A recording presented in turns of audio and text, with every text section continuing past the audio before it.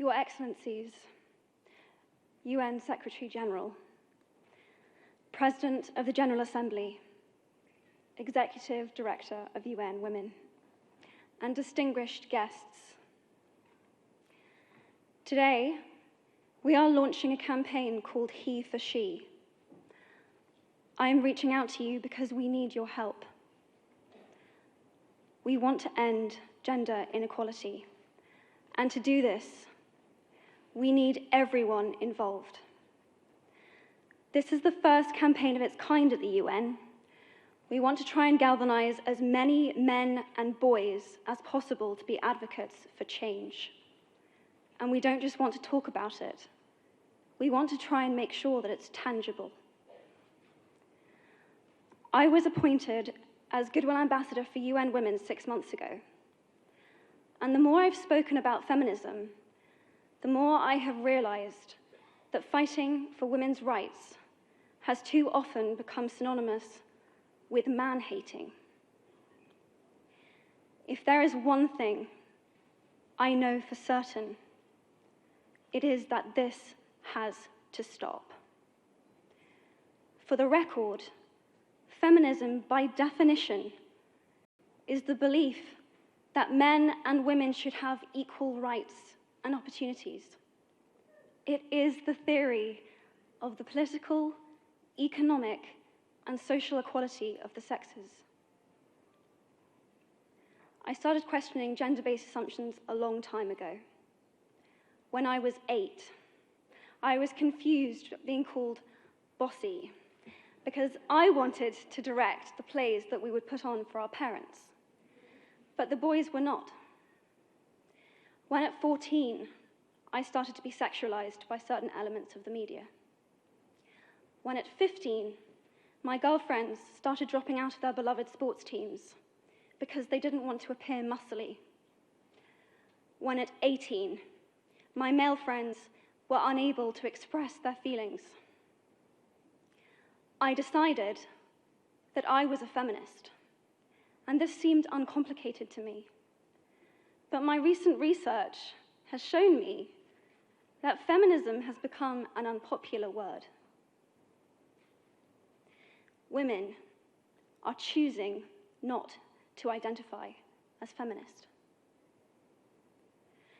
Apparently, I am among the ranks of women whose expressions are seen as too strong, too aggressive, isolating, and anti-men, unattractive even. Why has the word become such an uncomfortable one? I am from Britain, and I think it is right that I am paid the same as my male counterparts. I think it is right that I should be able to make decisions about my own body. I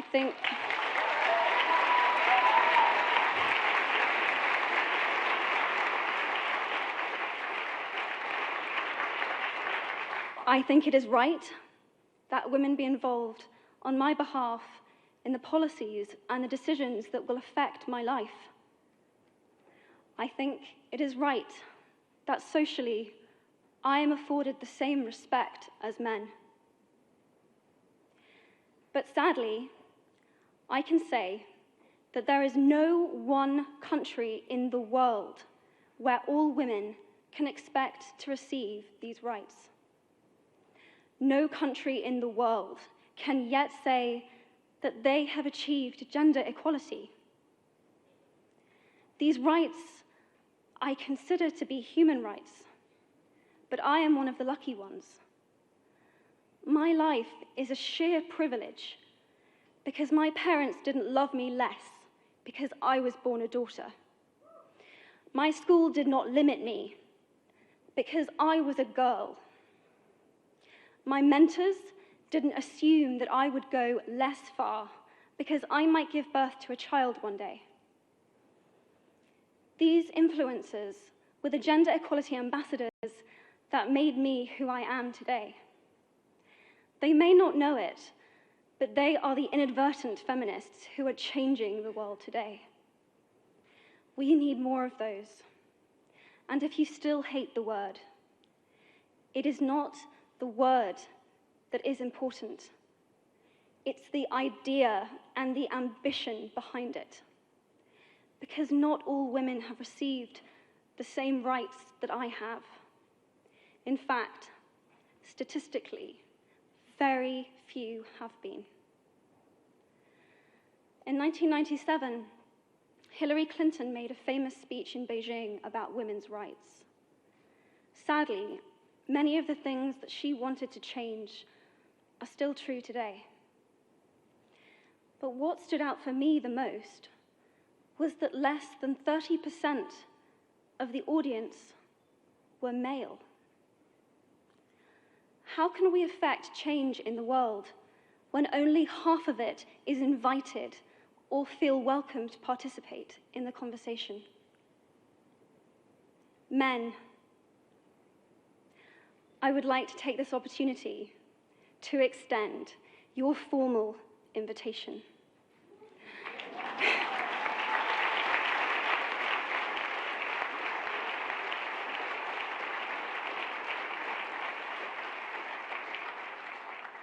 Gender equality is your issue too.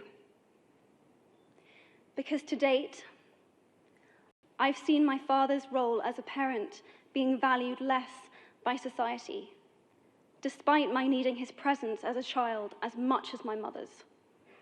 I've seen young men suffering from mental illness, unable to ask for help, for fear it would make them less of a man, or less of a man. In fact, in the UK, suicide is the biggest killer of men between 20 to 49, eclipsing road accidents, cancer, and coronary heart disease. I've seen men made fragile and insecure by a distorted sense of what constitutes male success. Men don't have the benefits of equality either. We don't often talk about men being imprisoned by gender stereotypes, but I can see that they are, and that when they are free, things will change for women as a natural consequence. If men don't have to be aggressive in order to be accepted, women won't feel compelled to be submissive. If men don't have to control, women won't have to be controlled. Both men and women should feel free to be sensitive. Both men and women should feel free to be strong. It is time that we all perceive gender on a spectrum instead of two sets of opposing ideals.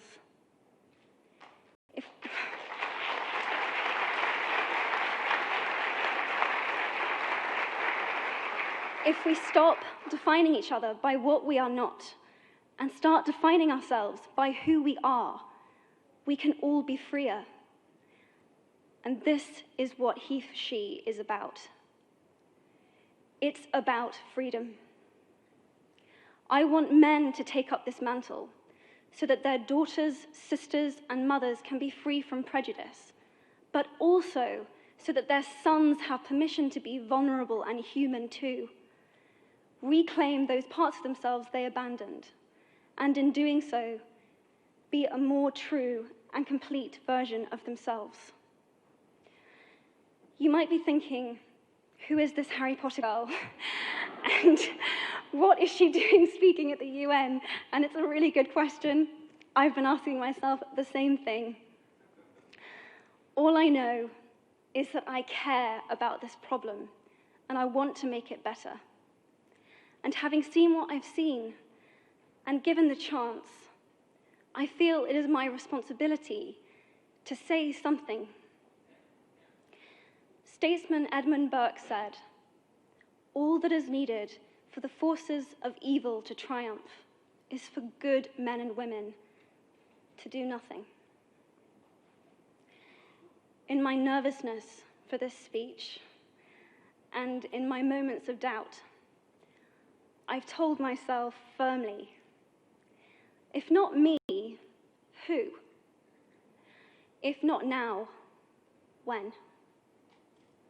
If you have similar doubts when opportunities are presented to you, I hope that those words will be helpful.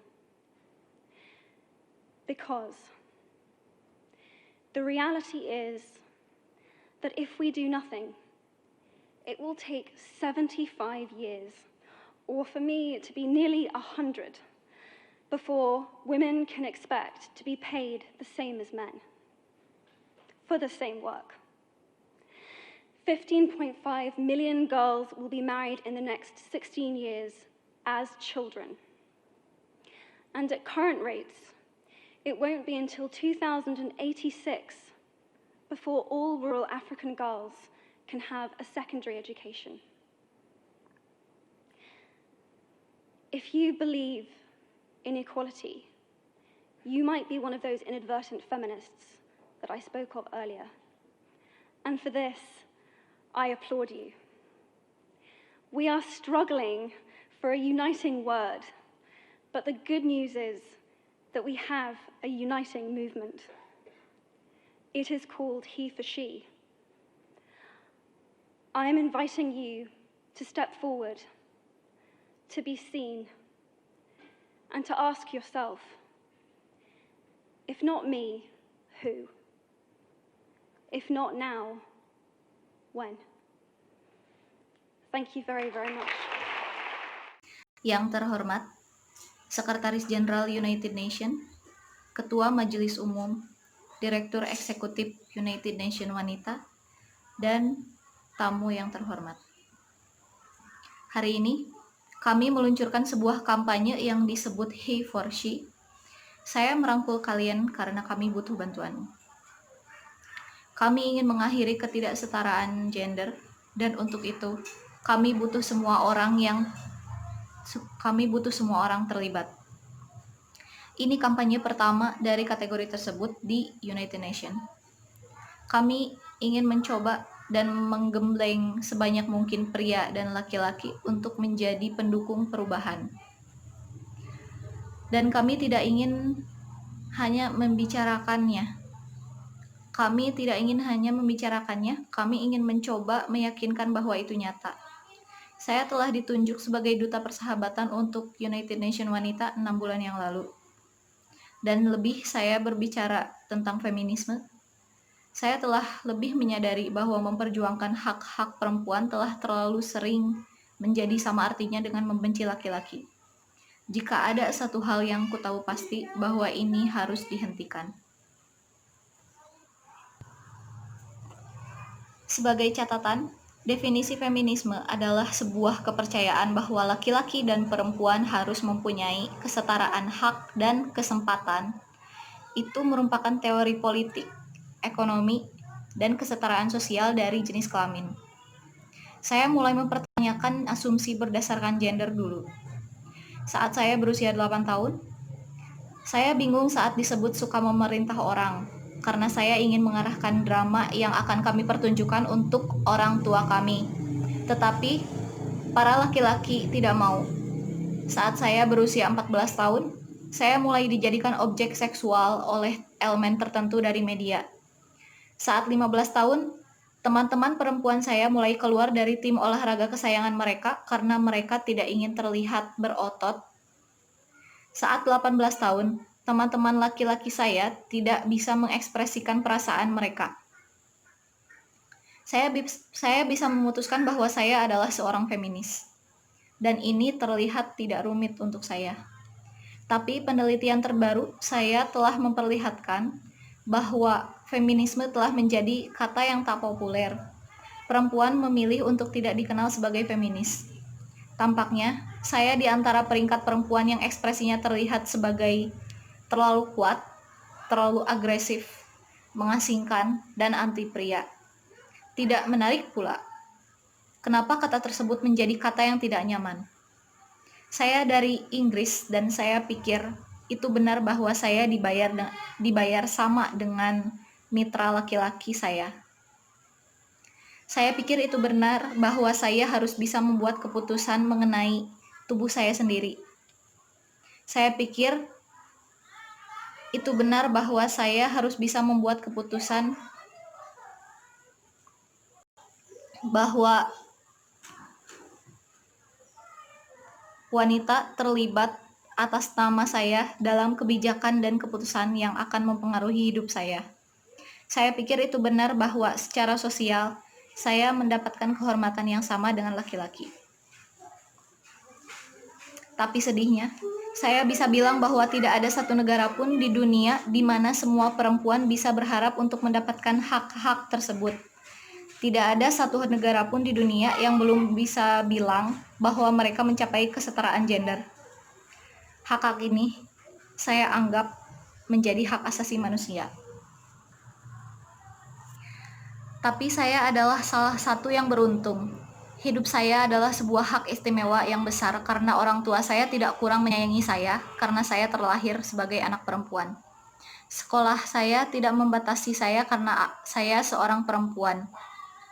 Para pembimbing saya tidak mengasumsikan bahwa saya akan pergi tak terlalu jauh karena saya mungkin saja melahirkan seorang anak suatu hari. Pengaruh ini dengan duta kesetaraan gender yang menjadikan saya seperti saya yang sekarang. Mereka mungkin tidak tahu, tapi mereka adalah feminis yang tidak disengaja, yang merubah dunia hari ini. Kami membutuhkan lebih banyak dari mereka, dan jika kamu masih membenci kata tersebut, itu bukan kata tersebut yang terpenting. Itu adalah ide dan ambisi di baliknya, karena tidak semua perempuan menerima hak yang sama dengan yang saya terima. Faktanya, secara statistik, sangat sedikit yang telah menerimanya. Pada tahun 1997, Hillary Clinton membuat pidato terkenal di Beijing tentang hak-hak perempuan. Sedihnya, banyak hal yang ingin dia ubah masih terjadi sekarang. Tapi yang paling menonjol buat saya adalah kurang dari 30% peserta adalah laki-laki. Bagaimana bisa kita mempengaruhi perubahan di dunia saat hanya setengah dari itu diundang? Atau merasa disambut untuk berpartisipasi dalam sebuah percakapan. Laki-laki, saya ingin mengambil kesempatan ini untuk memperluas undangan formal Anda. Kesetaraan gender adalah pokok persoalan Anda juga. Karena sampai sekarang, saya sudah melihat peran ayah saya sebagai orang tua menjadi kurang dihargai oleh masyarakat. Meskipun kebutuhan saya akan kehadirannya sebagai anak sebanyak kehadiran ibu saya telah melihat laki-laki muda menderita penyakit mental, tidak mampu meminta tolong untuk takut. Itu akan membuat mereka kurang sebagai laki-laki atau kurang sebagai pria. Faktanya, di Inggris, bunuh diri adalah pembunuh laki-laki terbesar berusia di antara 20 sampai 49 tahun. Jauh melebihi kecelakaan lalu lintas, kanker, dan penyakit jantung koroner. Telah melihat laki-laki menjadi rapuh dan tidak aman, dengan perasaan terdistorsi tentang apa yang merupakan keberhasilan laki-laki. Pria juga tidak memiliki keuntungan kesetaraan. Kita tidak sering berbicara tentang laki-laki yang dipenjara oleh stereotip gender, tetapi saya bisa melihatnya. Dan bahwa mereka bebas akan hal-hal berubah bagi perempuan sebagai konsekuensi alami. Jika pria tidak harus agresif untuk diterima, wanita tidak akan merasa dipaksa untuk tunduk. Jika pria tidak harus mengendalikan, wanita tidak perlu dikontrol. Baik pria maupun wanita harus merasa bebas untuk menjadi sensitif. Baik pria maupun wanita harus merasa bebas untuk menjadi kuat. Sudah saatnya kita semua memandang gender dalam sebuah spektrum, daripada dua pasangan yang memiliki ideal yang berlawanan. Jika kita berhenti mendefinisikan satu sama lain dengan apa yang bukan kita, dan mulai mendefinisikan diri kita dengan siapa kita semua bisa bebas. Dan inilah gunanya he for she. Ini tentang kebebasan. Saya ingin para pria mengangkat lapisan ini agar anak-anak perempuan, saudara perempuan, dan ibu mereka dapat terbebas dari prasangka. Tetapi juga tetapi juga agar putra-putra mereka memiliki izin untuk menjadi rentan dan juga manusiawi. Kami mengklaim bagian-bagian dari diri mereka yang mereka tinggalkan.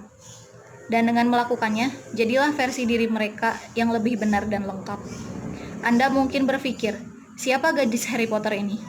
Dan apa yang dia lakukan berbicara di United Nations? Dan itu pertanyaan yang sangat bagus. Saya telah bertanya pada diri sendiri hal yang sama. Yang saya tahu adalah bahwa saya peduli dengan masalah ini dan saya ingin membuatnya lebih baik.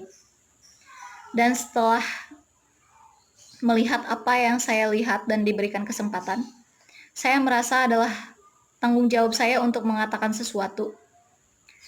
Negarawan Edmund Burke mengatakan, semua yang dibutuhkan untuk kekuatan kejayaan jahat adalah agar pria dan wanita yang baik tidak melakukan apa-apa. Dalam kegugupan saya untuk pidato ini, dan di saat-saat keraguan saya telah mengatakan kepada diri saya dengan tegas, jika bukan saya, siapa? Jika bukan sekarang, kapan? Jika Anda memiliki keraguan yang sama ketika peluang dipersembahkan kepada Anda, saya harap kata-kata itu akan membantu, karena kenyataannya adalah bahwa jika kita tidak melakukan apa-apa, perlu 75 tahun, atau bagi saya menjadi hampir 100, sebelum perempuan dapat mengharapkan akan dibayar sama dengan laki-laki untuk pekerjaan yang sama.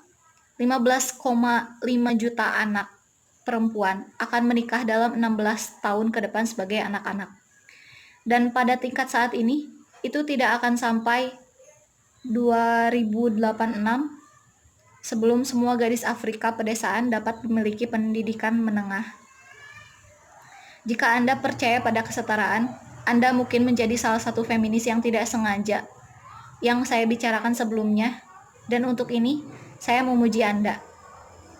Kita sedang berjuang untuk kata yang menyatukan, tetapi kabar baiknya adalah kita memiliki gerakan yang menyatukan. Itu disebut he for she. Saya mengundang Anda untuk melangkah maju, dilihat, dan bertanya pada diri sendiri, jika bukan saya, siapa?